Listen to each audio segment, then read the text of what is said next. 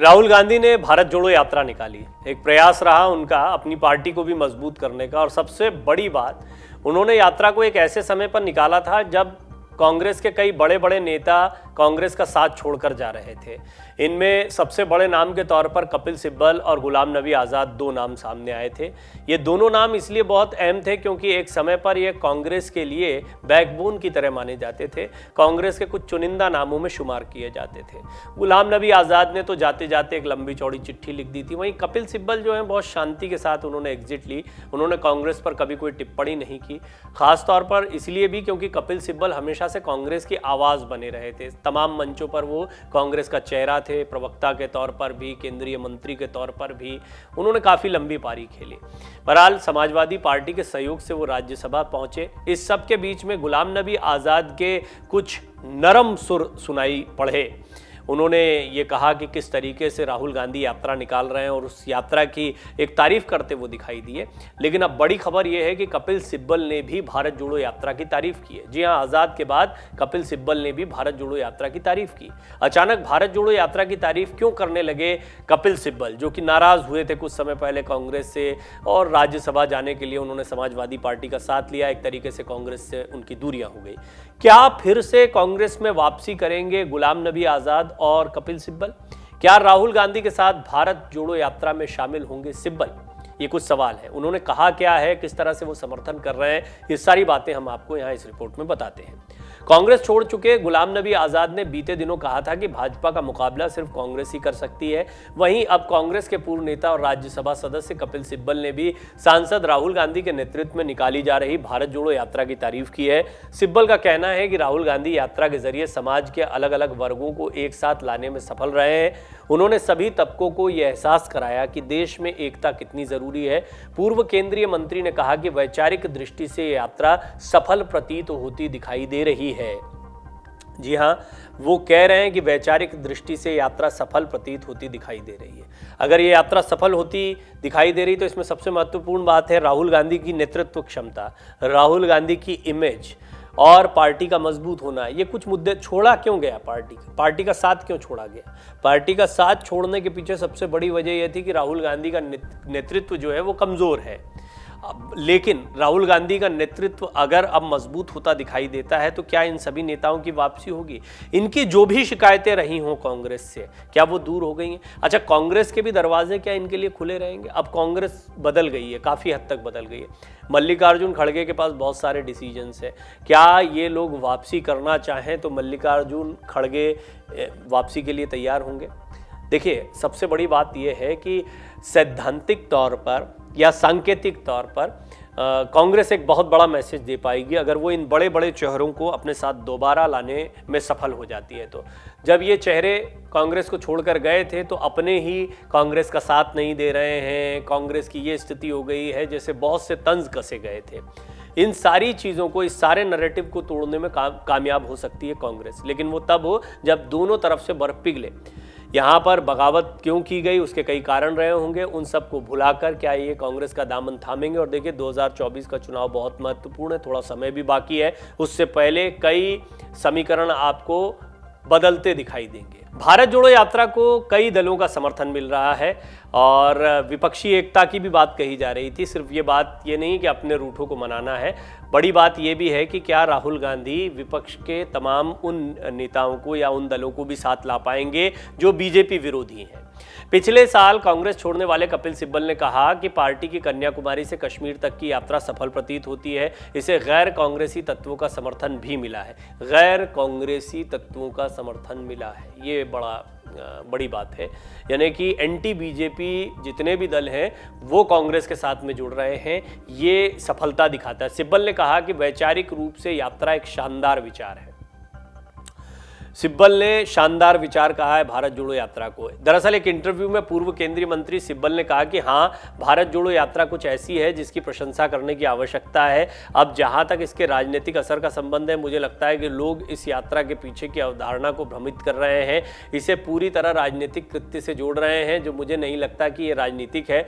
उन्होंने कहा कि यात्रा का उद्देश्य लोगों को ये दिखाना है कि दो विचारधाराएं हैं जिनमें से एक को चुनना है। सिब्बल ने कहा, एक विचारधारा भारत जोड़ो, दूसरी से बिल्कुल अलग है, जो हम सभी जानते हैं उसका प्रतिनिधित्व कौन करता है। निश्चित तौर पर वो इशारों इशारों में कह रहे हैं भारत जोड़ो, और दूसरी क्या है, नफरत की बात है, भारत तोड़ने की बात है, जो नैरेटिव कांग्रेस की तरफ से रखा गया है या अलग अलग मंचों पर जो सारी बातें राहुल गांधी कहते रहे हैं। तो राहुल गांधी का अगर वो समर्थन कर रहे हैं, भारत जोड़ो का वो समर्थन कर रहे हैं, वो ये कह रहे हैं कि ऐसी दो विचारधाराएं हैं, एक विचारधारा भारत जोड़ो की है तो दूसरी कौन आगे बढ़ा रहा है, इसको आप समझ सकते हैं, उसका प्रतिनिधित्व कौन कर सकता है। ये पूछने पर कि क्या भारत जोड़ो यात्रा में शामिल होंगे कपिल सिब्बल, उन्होंने कहा मैं अदालतों में एक प्रकार की यात्रा को आगे बढ़ाने की कोशिश कर रहा हूँ।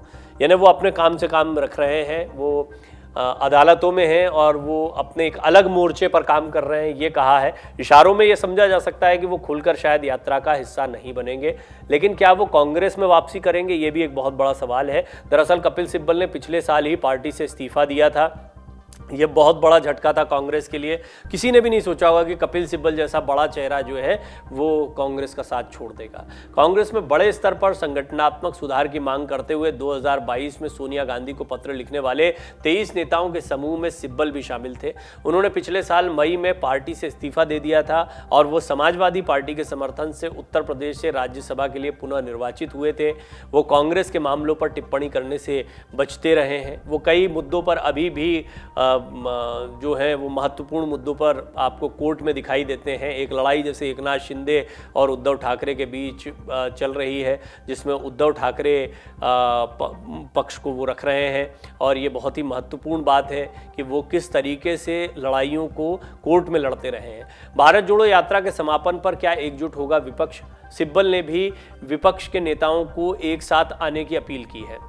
विपक्षी एकता के बारे में बात करते हुए सिब्बल ने कहा कि लोकसभा चुनाव ज़्यादा दूर नहीं है और ऐसे में विपक्ष के नेताओं को एक साथ आने की आवश्यकता है।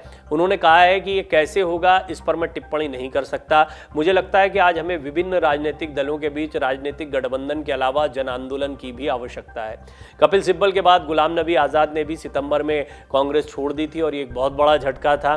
कांग्रेस छोड़ते हुए राहुल गांधी पर जमकर भड़के थे उस समय पर गुलाम नबी आज़ाद। दरअसल गुलाम नबी आज़ाद ने 2022 में अपना सियासी रास्ता चुन लिया था, वो कांग्रेस से अलग हो गए। अब राहुल गांधी के नेतृत्व में भारत जोड़ो यात्रा कश्मीर जा रही है, तो उनसे सवाल किया गया कि क्या वो यात्रा में दिखेंगे। डेमोक्रेटिक प्रोग्रेसिव आज़ाद पार्टी के प्रमुख गुलाम नबी आज़ाद ने कांग्रेस में लौटने के अटकलों पर पूर्ण विराम लगा दिया था। पूर्व केंद्रीय मंत्री और जम्मू कश्मीर के मुख्यमंत्री रह चुके अनुभवी राजनेता ने कहा था कि मैंने कभी किसी कांग्रेसी नेता से बात नहीं की और न ही किसी ने मुझे फोन किया। मुझे आश्चर्य होता है कि मीडिया में इस तरह की कहानियां क्यों गढ़ी जाती हैं। आज़ाद ने कहा था कि पुरानी पार्टी में उनकी वापसी की बातें कांग्रेस में कुछ नेताओं द्वारा गढ़ी गईं और उनमें कोई सच्चाई नहीं है। आरोप लगाया कि कांग्रेस नेताओं द्वारा ऐसे प्रयास किए जाते हैं जिससे उनकी पार्टी के कार्यकर्ता उन्हें हतोत्साहित कर सके। अब ये भी देखा गया है कि उसके बाद में कई नेताओं ने गुलाम नबी आज़ाद का साथ छोड़ा है, तो वो इसको स्ट्रैटेजिकल मानते हैं। वो कहते हैं कि उनको कमज़ोर करने की कोशिश है, लेकिन गुलाम नबी आज़ाद भी इससे पहले तारीफ़ कर चुके हैं। वो कह रहे हैं कि अच्छा प्रयास है, उन्होंने ये भी बात कही थी, लेकिन साथ में शामिल होने या पार्टी में वापसी की बातों को उन्होंने अटकलें बताया था। देखिए, ये इतना आसान भी नहीं है कि पार्टी को छोड़ना। पार्टी को छोड़ा क्यों गया, पहले तो उन कारणों पर जाना होगा। तो वो कारण कुछ निजी भी होते हैं कि पार्टी में इनकी अपनी स्थिति क्या थी। ऐसी नाराज़गियाँ कई जगह पर होती हैं। बात सिर्फ पार्टी के नेतृत्व की नहीं होती है, निजी तौर पर क्या परेशानियाँ कोई झेल रहा है, बाकी के समीकरण पार्टी में क्या बने हुए हैं, वो भी महत्व की बात है। कितना आपको मौका दिया जा रहा है, पार्टी में नहीं दिया जा रहा। उदाहरण के लिए वरुण गांधी अभी सबसे मजबूत पार्टी बीजेपी के साथ में और मजबूत नेता हैं, स्टार थे एक समय पर, आजकल किनारे किए गए तो नाराज चल रहे हैं। अब इसमें पार्टी नेतृत्व कोई सवाल नहीं खड़े करेगा। हाँ, ये उनका निजी मसला हो सकता है। तो कपिल सिब्बल और गुलाम नबी आज़ाद का जाना भी सिर्फ पार्टी नेतृत्व की बात नहीं थी, ये तो बड़े स्तर पर बताना पड़ता है बात कि कुछ निजी मसले भी रहे होंगे। लेकिन क्या पार्टी में वो समीकरण अब बदल गए?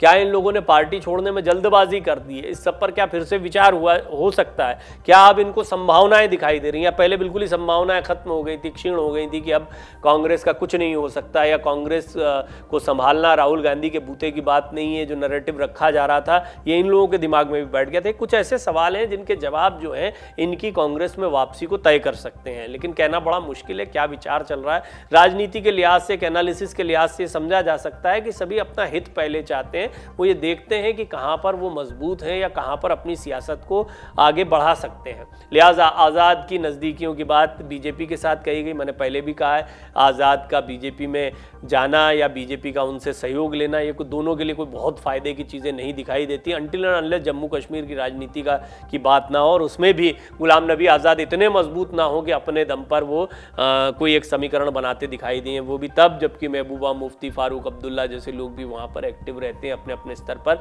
बीजेपी कांग्रेस का अपना है ही जितना वजूद है, अब उसमें गुलाम नबी आज़ाद कितनी जगह बना पाएंगे।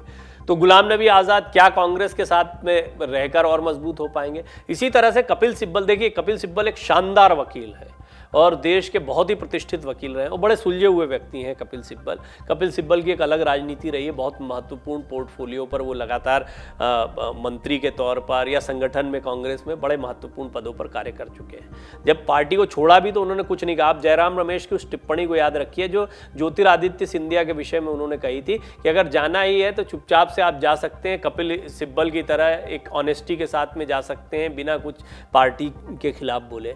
तो ज्योतिरादित्य सिंधिया के बारे में बहुत कड़े शब्दों का इस्तेमाल किया गया था क्योंकि उन्होंने पार्टी छोड़ते हुए बहुत सारी बातें कही थी। गुलाम नबी आज़ाद का भी यही रहा, उन्होंने पार्टी छोड़ी तो छोड़ी लेकिन एक लंबी चौड़ी चिट्ठी भी लिख दी। उन्होंने अपनी नाराज़गी और पार्टी की इमेज के ऊपर भी बहुत सारे सवाल खड़े कर दिए। तो कपिल सिब्बल एक बड़े सुलझे हुए नेता हैं और यूं है तो गुलाम नबी आज़ाद भी, लेकिन गुलाम नबी आज़ाद ने जो चिट्ठी लिखी, राहुल गांधी पर सीधे हमले किए, उसका क्या असर होगा, या फिर वापसी करते हुए वो कोई ऐसी बातें कहते, कोई ऐसी बात तो है नहीं कौन किसके साथ जाता नहीं जाता है। तो राजनीति, भारतीय राजनीति में कोई अछूत कभी नहीं होता है।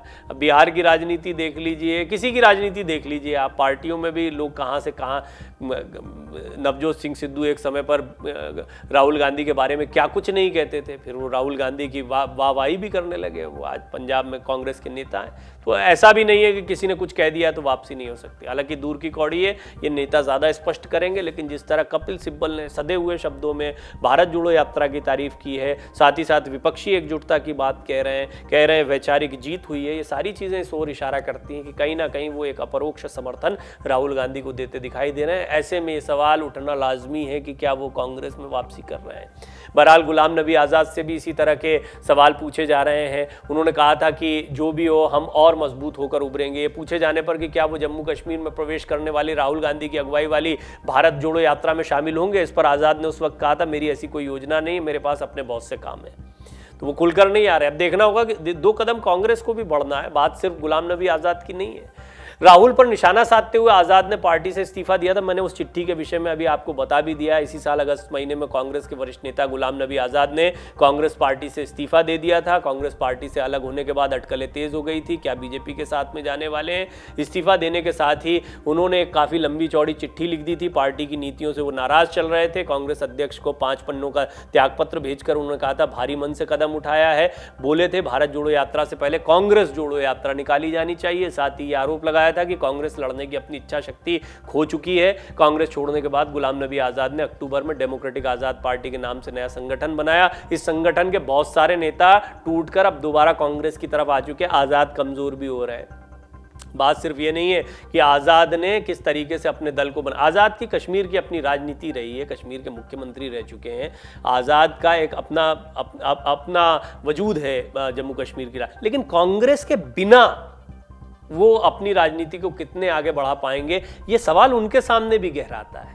और बीजेपी के साथ एक बेमेल उनका गठबंधन दिखाई देगा। बीजेपी में तो खुद ही कई बड़े मुस्लिम चेहरे हैं जो अभी बांट जो रहे हैं कि उनको कोई जिम्मेदारी मिलेगी नहीं मिलेगी। हालांकि कश्मीर की राजनीति अलग है, यहाँ पर तो कुछ भी समीकरण बीजेपी के बन जाते हैं, लेकिन आज़ाद क्या इतने मजबूत हैं कि वो किसी काम आ पाएंगे बिना कांग्रेस के या बिना किसी बड़े दल के चिन्ह के लड़े। तो कांग्रेस उनके लिए बहुत ही मुफीद दिखाई देता है, बहुत ही एक ऐसा गठबंधन है जो बेमेल बिल्कुल नहीं दिखाई देता। आज़ाद ने कहा था कि भाजपा का मुकाबला सिर्फ कांग्रेस ही कर सकती है। कब कहा था? जब कांग्रेस छोड़ चुके थे। गुजरात और हिमाचल विधानसभा चुनाव के दौरान आज़ाद ने कहा था कि भाजपा का मुकाबला सिर्फ कांग्रेस कर सकती है। इसके अलावा उनका कहना था कि वो कांग्रेस के खिलाफ नहीं है बल्कि उसकी कमजोर व्यवस्था को लेकर सवाल। अब क्या कमजोर व्यवस्था मजबूत हो गई है?